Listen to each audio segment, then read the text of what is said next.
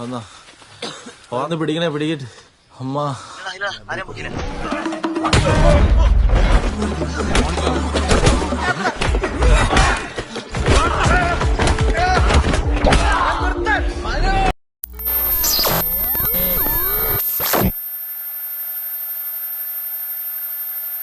Seorang ibu yang tengah menunggu putranya menjemput tiba-tiba ditikam dari arah depan dan belakang.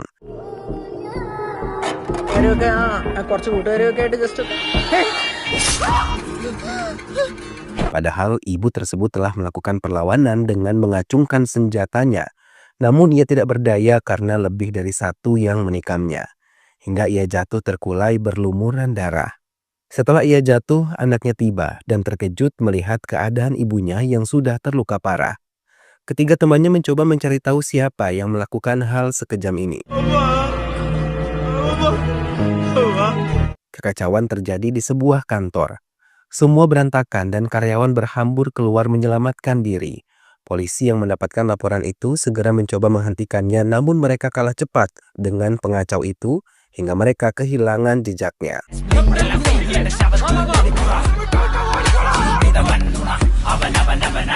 Keempat pemuda itu berlari dan berhenti di sebuah kebun karena yakin mereka telah tidak dikejar oleh polisi. പിടിക്കട്ടെ അമ്മ.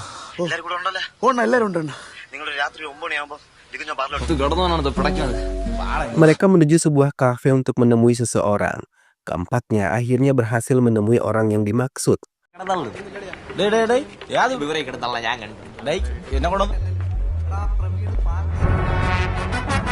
Laki-laki setengah baya yang mereka maksud itu menemui dua orang laki-laki yang tengah bertengkar. Ia mengusir keduanya, hingga setelah aman keempat pemuda itu mulai berani mendekatinya. Semua mulai berbincang, membicarakan tugas yang akan mereka emban.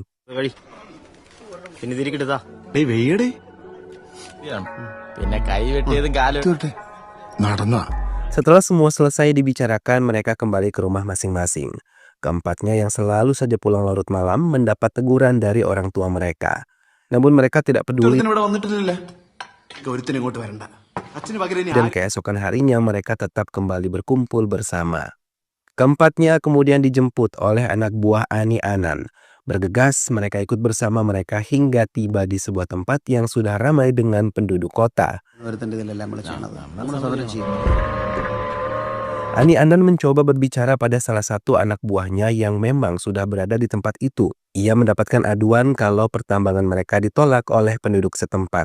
Hingga mereka menghentikan pekerjaan mereka. Laki-laki itu diminta oleh Ani Anan untuk menemui Rama Ceci.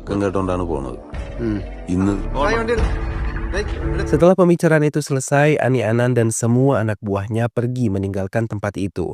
Namun belum juga jauh mobil mereka bergerak, mereka bertemu dengan penduduk desa yang berduyun-duyun mendekati area pertambangan.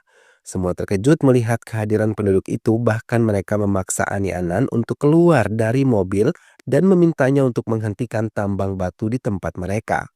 Anan mencoba tenang menghadapi mereka, namun orang-orang desa itu tetap dengan keputusannya untuk melarang Anan menambang di tempatnya. Melihat keadaan terdesak, Anan menutup kaca mobilnya dan mencoba meninggalkan mereka sampai akhirnya salah satu penduduk terkena tendangan dari Manaf. Keempat sahabat itu kemudian mulai memukul para penduduk yang menghalangi mobil Anan, hingga mobil Anan akhirnya bisa melanjutkan perjalanannya.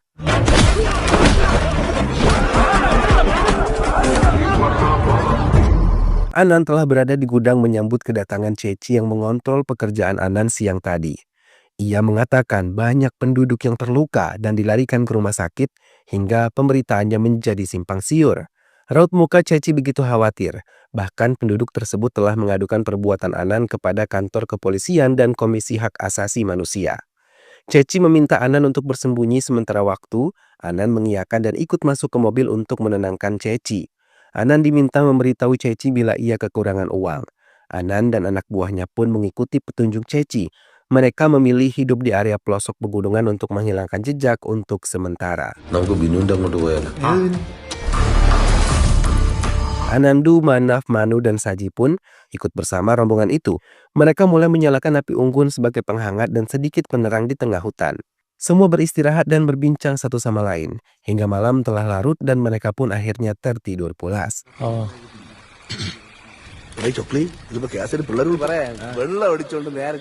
Keesokan harinya, Anan bangun lebih dulu untuk membersihkan dirinya di sungai yang tidak jauh dari tempat mereka. Anandu izin turun untuk membeli beberapa keperluan mereka. Namun saat menuruni bukit ia bertemu dengan dua pria yang ia duga adalah polisi. Mereka menanyakan tentang Binu, namun untuk menghilangkan kecurigaan keduanya, ia mengatakan tidak tahu menau tentang Vedan, Binu, ataupun Anan. Selepas Anandu pergi, polisi tersebut ternyata membawa pasukan dan mencoba mendatangi tempat di mana Anan berada. Dengan cepat, Anandu memberikan isyarat kepada teman-temannya untuk pergi menjauh. Polisi yang tahu suara itu adalah kode untuk Anan dan yang lain segera mempercepat langkah mereka. Anan sendiri yang mendengar suara itu membangunkan semua anak buahnya dan meminta mereka untuk berlari meninggalkan tempat itu. Dengan cepat mereka berlari menuruni bukit, namun mereka malah bertemu dengan polisi-polisi itu. Sekuat tenaga mereka menghindarinya dan terjadinya perkelahian karena semakin banyak petugas yang datang ke tempat tersebut.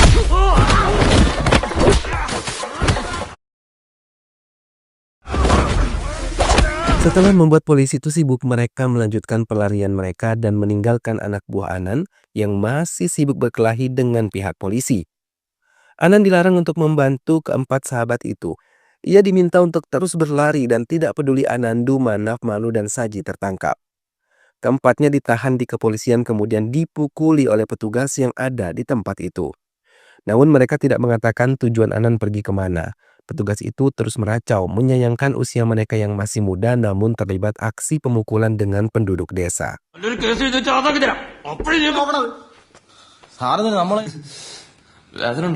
Keempat orang tuanya dipanggil oleh inspektur. Keempat orang tua itu pun mengadu kekesalan mereka terhadap anak laki-laki mereka yang sudah tidak dapat dikendalikan.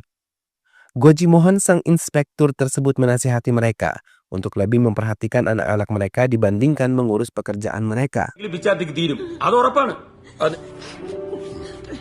Anan sendiri yang sudah kembali ke gudang memberikan sejumlah uang kepada salah satu menteri untuk mengurus semua kekacauan yang telah diciptakan keempat anak buahnya itu.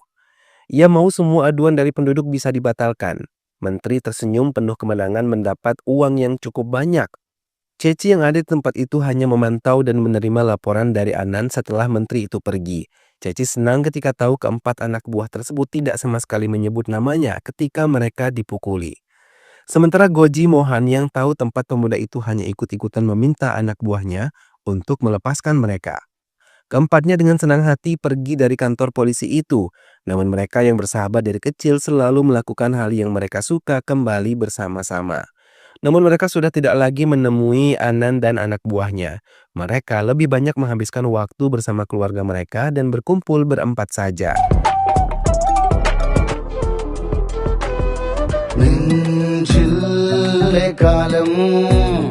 Namun mereka tidak menyadari kalau anak buah Anan terus mengawasi pergerakan mereka.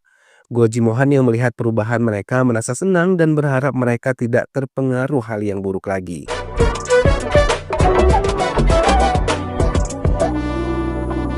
Murali menemui Anan untuk mengajaknya bekerja sama lagi. Ia menjanjikan ini tidak terlalu berbahaya dan sedikit mengandung risiko. Ia mulai membicarakan tentang kemauan Murali. Ia menceritakan kalau mereka diminta untuk mengambil uang di sebuah tempat. Uang hitam yang letaknya di gudang jalur Madurai, Tirunelveli jumlahnya sangat besar karena itu milik seorang yang berpengaruh di negara ini.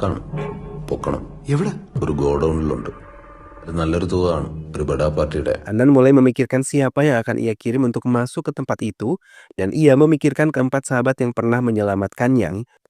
Ia mau Anandu Saji geng yang melakukan tugas ini. Karena mereka masih anak-anak, mereka pasti akan waspada. Keempatnya kemudian dipanggil oleh Anan. Keempatnya terlihat takut karena mereka tidak mau lagi meninggalkan masalah. Anan mencoba mempengaruhi mereka dan mengatakan pekerjaan kali ini sangat minim risiko karena mereka hanya perlu mengambil uang gelap di sebuah tempat. Manaf yang tidak paham arti uang gelap dan bagaimana menghasilkan uang gelap itu, Anan tidak menjawabnya kemudian meminta mereka bersiap. Mereka juga diminta untuk tidak mengatakan pada siapapun termasuk Coklit, salah satu orang kepercayaan Anan juga. ചേട്ടാ ഈ കള്ളപ്പണം എങ്ങനെ Mereka mengiyakan dan pergi meninggalkan tempat Anan. Namun selepas mereka pergi, salah satu penasihat Anan ragu mereka mau menerima pekerjaan ini. Anan menggeleng dan yakin mereka pasti akan menerima pekerjaan ini. Keempatnya pun mulai tergiur dengan upah yang akan mereka terima nanti, karena mereka juga membutuhkan uang.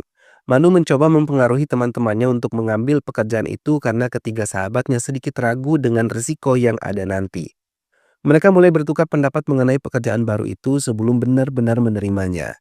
Hingga mereka menyetujui mengambil pekerjaan itu dan menemui Anan.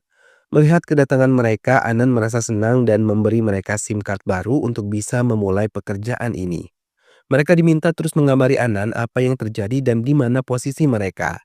Sebelum mereka pergi, Anan memberikan mereka sejumlah uang yang bisa mereka gunakan selama pekerjaan ini.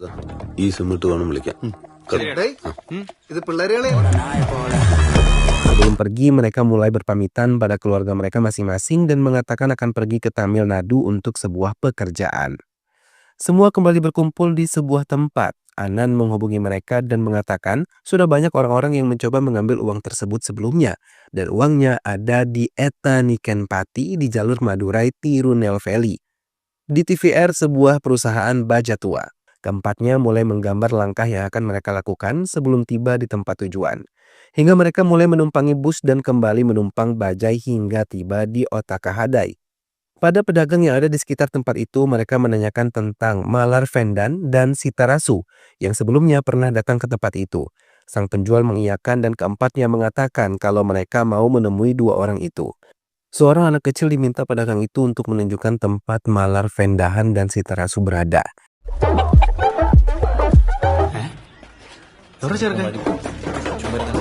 Hingga setelah berputar-putar mereka menemukan dua orang yang dimaksud. Kedua pria itu mengiyakan identitas mereka. Setelah semua bertemu, mereka kemudian mulai membicarakan tugas yang didapatkan.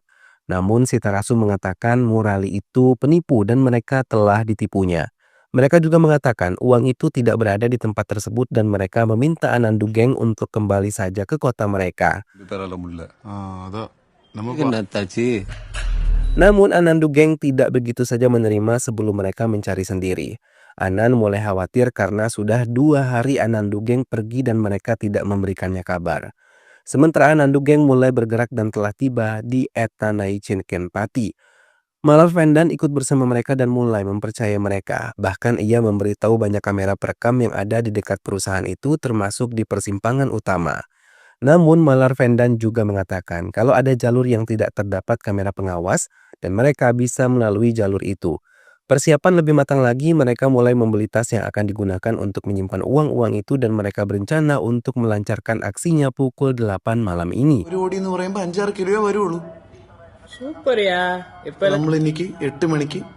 Mobil yang mereka gunakan mulai meluncur. Mereka menghentikan mobil tersebut dan memilih berjalan kaki memasuki area hutan untuk bisa masuk ke perusahaan TVR dan tidak terekam CCTV.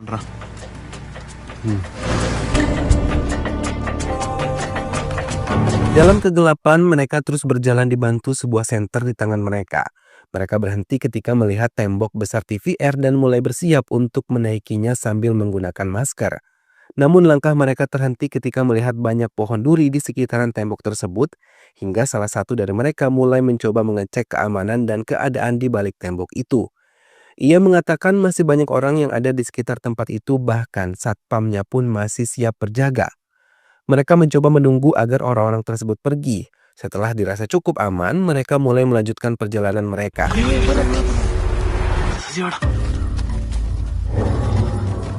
Satu persatu akhirnya berhasil melompat dan mulai berjalan diam-diam memasuki area itu. Namun mereka terkejut ketika melihat beberapa anjing liar yang kemudian mengejar mereka. Semua lari menghindari kejaran anjing itu dan dalam keadaan terdesak, Saji memukul anjing tersebut hingga mati. Dan yang lain pun berhasil mengurung anjing lain di sebuah gudang.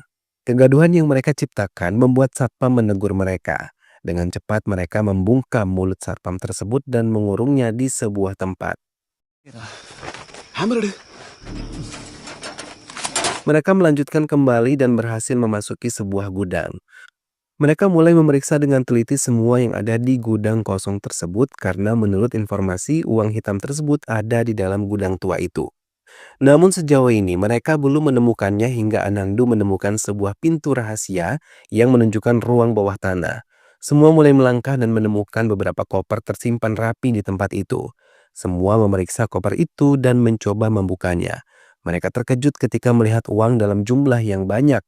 Semua mulai mengambil uang-uang tersebut dan memasukkan ke tas yang mereka bawa.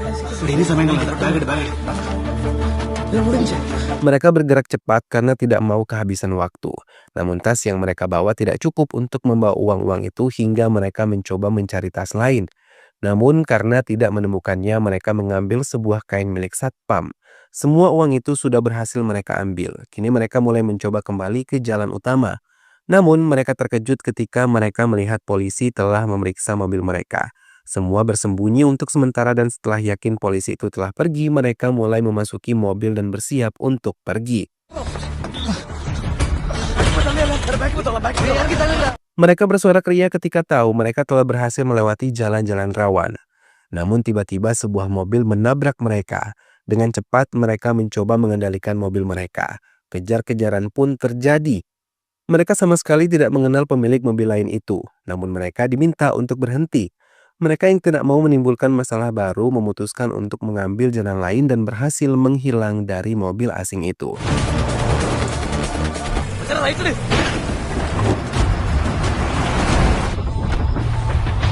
Namun mobil yang dikendarai oleh si Tarasu malah terjebak di sebuah jalan licin dan tergelincir.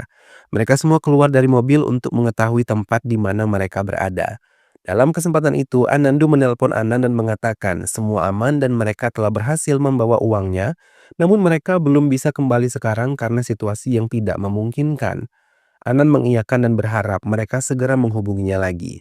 Anan menyiapkan diri untuk memberi bantuan pada Anandu dan teman-temannya. Sementara Anandu sendiri masih bingung siapa yang telah mengejar mereka tadi. Namun teman-temannya mencoba menghibur tidak usah memikirkan siapa orang-orang itu, karena yang terpenting mereka memiliki uang tersebut. Mereka memutuskan untuk beristirahat sampai pagi datang untuk melanjutkan perjalanan pulang. എന്നിട്ട് നമ്മളോട് നടന്നു. Satpam perusahaan TVR berhasil ditemukan oleh atasannya. Mereka ketakutan karena ia tidak bisa menjaga tempat itu dengan baik. Bahkan ia dicurigai telah bekerja sama dengan perampok itu. Sambil menangis, ia bersumpah tidak tahu menahu tentang perampokan itu. நீங்க அந்த மாதிரிலாம் யோசாச மாட்டீங்க சொல்லுங்க சார் அவர் அப்படிலாம் பண்ணியிருக்க மாட்டாரு. Polisi yang datang ke tempat itu pun mencoba mencari petunjuk tentang perampokan yang terjadi semalam. Anandu Geng telah berhasil memberikan uang hasil rampokan mereka kepada Anan. Dengan cepat mereka meminta komisi untuk hasil kerja keras mereka. Namun raut wajah Anan berubah ketika mendengar hal itu dan memintanya menunggu sampai Murali, klien Anan yang tahu jumlahnya berapa. Namun Anandu mengungkapkan mereka lebih dulu dibayar untuk pekerjaan mereka sebelum mereka berpisah.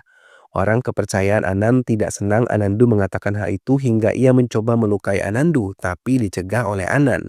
Mereka kembali tenang dan Anan berjanji mereka akan mendapatkan upah yang sesuai dengan hasil kerja mereka.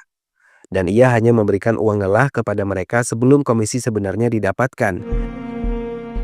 ഇത് നാളെ വിളിച്ചോളാം കേടാ. Dengan berat hati mereka meninggalkan tempat itu dan membagikan uang tadi kepada teman-temannya. Mereka menyesal karena tidak mendapatkan uang sesuai dengan yang mereka harapkan, padahal uang-uang tersebut sangat banyak dan taruhan nyawa mereka begitu besar. Mereka melanjutkan perjalanan menuju Madurai dan mengembalikan mobil rental yang mereka pinjam. Polisi yang dipanggil terus menyelidiki tempat-tempat yang kemungkinan telah dilewati oleh pencuri. Anandu Geng memutuskan untuk kembali ke kota mereka dan berpisah dengan Sitarasu dan Malar Vendan di terminal. Dan setibanya di kota, mereka melanjutkan kehidupan seperti biasa. Orang tua mereka sangat senang mereka pulang dengan selamat, bahkan meminta mereka untuk mencari pekerjaan yang dekat dengan tempat tinggal mereka. Tiba-tiba Anan menelpon dan meminta mereka menemuinya di tempat biasa. Dengan cepat, mereka meluncur dan mendatanginya. Semua anak buah Anan memandang curiga atas kedatangan mereka. Namun Anan sendiri meminta mereka untuk duduk dan menawarkan mereka minuman beralkohol. Anandu Geng sama sekali tidak tertarik dengan minuman itu dan menolak. Anan mengatakan uang tersebut milik Rama Ceci, namun ia tidak mau diketahui oleh siapapun hingga menyuruh Murali menemui Anan. ചേച്ചിയുടെ അടുത്ത് നന്നായിട്ട് തന്നെ സംസാരിച്ചിട്ടുണ്ട്. Tak lama Ceci mendekati mereka dan mengatakan bahwa akan memberikan mereka 10 lak. Namun Anan meminta Ceci memberi Anandu geng sebanyak 20 lak. Hal yang mengejutkan, tiba-tiba Anandu mengucapkan mereka hanya butuh 5 lak tiap orangnya. Mendengar hal itu, Ceci terkejut, terlebih mereka masih memikirkan teman mereka di Madurai. Ceci menambahkan penawaran menjadi 25 lak per orang. പയ്യന്മാരാണ് മാത്രമല്ല ഇവന്മാര് വേണം. Namun mereka tetap tidak setuju hingga putra Ceci merasa kesal dan berbicara kasar kepada Anandu geng. Mendapatkan perlakuan itu mereka tidak terima. Rahul putra Ceci tiba-tiba menyerang mereka hingga mereka tidak berdaya. Anan tidak bisa berbuat banyak melihat kekacauan terjadi di tempat mereka, bahkan tidak sedikit pun ia membantu terlebih Ceci. Ia hanya terdiam melihat Rahul memukuli mereka.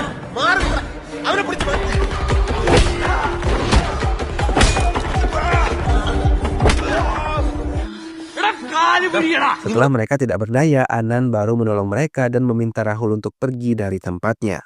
Anandu geng merasa kesal, memutuskan untuk pergi dari tempat itu.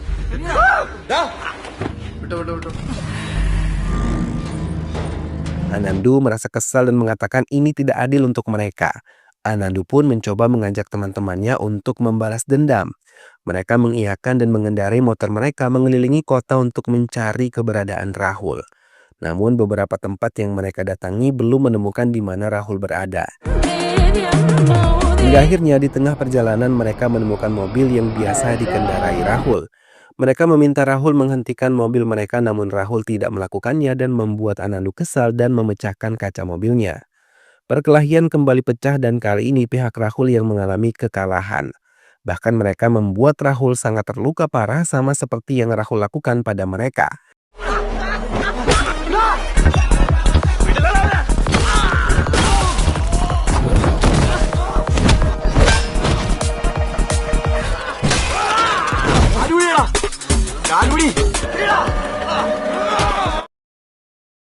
Setelah yakin Rahul tidak berdaya, mereka pergi meninggalkannya begitu saja. Rama Ceci membawa putranya ke rumah sakit yang langsung cepat ditangani oleh pihak rumah sakit. Ia mengatakan kepada Anan kemungkinan tangannya akan mengalami kecacatan. Ia meminta Anan untuk mengurus semua ini. Anan pun pergi meninggalkan rumah sakit dan orang kepercayaannya mencoba menasihati Anan untuk memberikan apa yang Anandu dan geng inginkan. Anandu geng menemui Anan dan menjelaskan mereka hanya membalas apa yang mereka dapatkan dari Rahul. Anan mengatakan Ceci mau membayar mereka dan meminta mereka menemuinya untuk mengambil uang bayaran mereka. Keempatnya pun pergi meninggalkan tempat itu. Keesokan harinya saat mereka ingin menemui Anan, Manaf dan Manu malah mengalami kecelakaan. Motor yang mereka kendarai ditabrak oleh sebuah truk dan membuat keduanya mati di tempat. Anandu dan Saji sangat terpukul melihat kedua sahabatnya meninggal dengan cara seperti itu. Dari semua rekaman kamera pengawas menunjukkan kalau keduanya melintasi jalan yang salah. Anan menerima telepon dari Ceci yang khawatir ia terbawa dalam kasus itu. Namun Anan menenangkannya dan mengatakan kalau semua bukti mengarahkan keduanya yang bersalah dan jenazah akan segera dibawa pulang untuk dikuburkan. Anandu dan Saji benar-benar terpukul melihat jenazah sahabat mereka sudah tidak berdaya. Sitarasu dan Malaverdan pun datang untuk menyatakan bela sungkawa mereka. Namun Anandu mencurigai Ceci yang datang dengan cara sembunyi-sembunyi dan tidak mau menemui mereka. Sitarasu dan Malaverdan mencoba menghibur mereka, bahkan meminta Anandu melupakan uang bagian mereka berdua. Karena ia tidak mau melihat kedua sahabat barunya terus bersedih.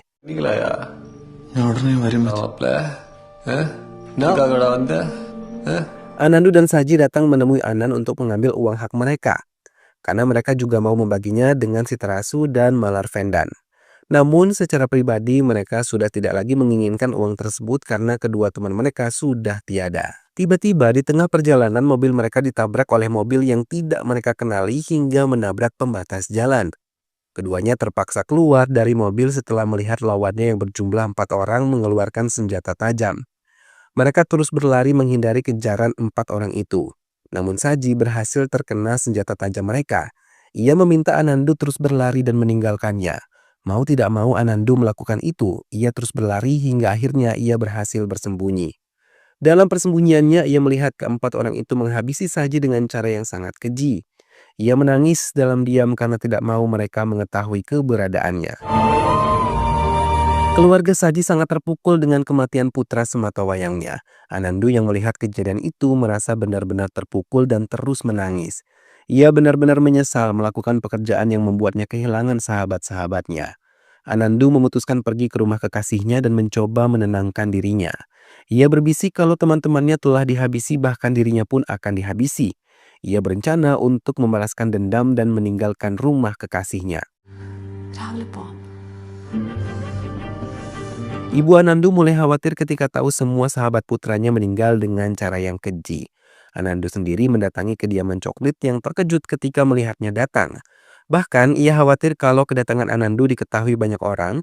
Anandu mengatakan ia tidak diketahui siapapun dan mulai bercerita tentang apa yang terjadi. Mendengar hal itu, Coklit mengatakan kejadian ini ditunggangi oleh Ani Anan dan Rama Ceci. Karena mereka adalah orang yang berkuasa dan mudah bagi mereka mengubah pembunuhan menjadi kecelakaan murni. Serta mengumpan Anandu untuk mengambil uang di tempat mereka. Coklit pun mengatakan mereka telah mengincar Anandu dan ingin menghabisinya. Ia meminta Anandu untuk pergi menjauh dari tempat ini. Anandu mengiyakan dan pergi dari tempat Coklit. Keesokan harinya Anandu mendatangi Anan dengan membawa sebilah pisau dan langsung menyerangnya. Namun Anan yang lebih pandai berkelahi bisa dengan mudah menghindarinya dan membuat Anandu tersungkur berulang kali. Anandu tidak menyerah, ia terus mencoba menyerang Anan.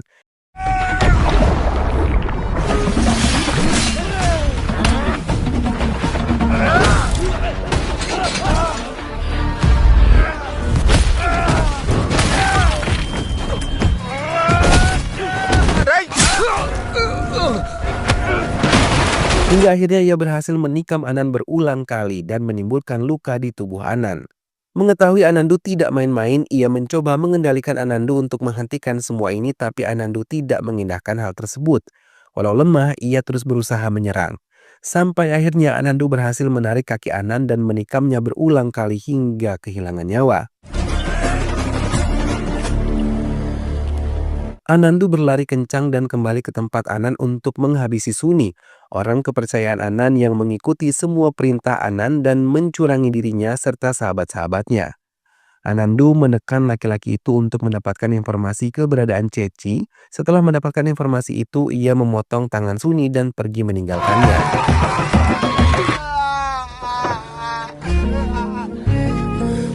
Anandu yang tahu Rama Ceci ada di Bangalore menyusun rencana untuk mencarinya dan menghabisinya. Kematian Anan dan apa yang menimpa Suni telah diketahui oleh Rama Ceci. Ia diminta untuk berhati-hati. Mendengar hal itu, ia merasa takut. Anandu sendiri datang ke Madurai dan mengajak Sitarasu dan Malarvenkan untuk menghabisi Rama Ceci. Mereka mengiyakan bahkan mendukungnya karena banyak teman-teman mereka tinggal di Bangalore. Anandu merasa senang mereka mau membantu dirinya membalas dendam sahabat-sahabatnya. Ratnam dan Deva, petugas kepolisian yang berasal dari Madurai, berhasil menemukan Rama Ceci. Mendapat kedatangan mereka, Ceci begitu gugup dan mereka mengatakan Maruli ditemukan tewas setelah mengambil upah dari Rama Ceci. Dan semua bukti menunjukkan Rama Ceci ada di balik kematian Maruli. Anandu terus mencari keberadaan Ceci hingga ia menemukan tempat tinggalnya dan memantau pergerakannya. Namun sebelum ia menikam Ceci, sebuah mobil menabraknya hingga terjatuh. Tidak hanya sekali, mobil yang dikendarai oleh Coklit itu menabraknya hingga 2 kali dan membuatnya mengeluarkan darah segar. Dalam napasnya yang tersengal, ia melihat Manav, Saji, dan Manu datang menemui dirinya. Orang-orang segera membawa tubuh lemah Anandu. Sitarasu yang melihat itu merasa terlambat segera menolongnya. Mereka mencari cara yang lain dan kemudian berhasil menikam mati Ceci di depan hotel tempatnya menginap. Setelah berhasil menghabisinya, mereka pergi dan memperingati festival Mariaman untuk mengingat 4 temannya yang tewas karena keserakahan seorang wanita. Dan film pun selesai.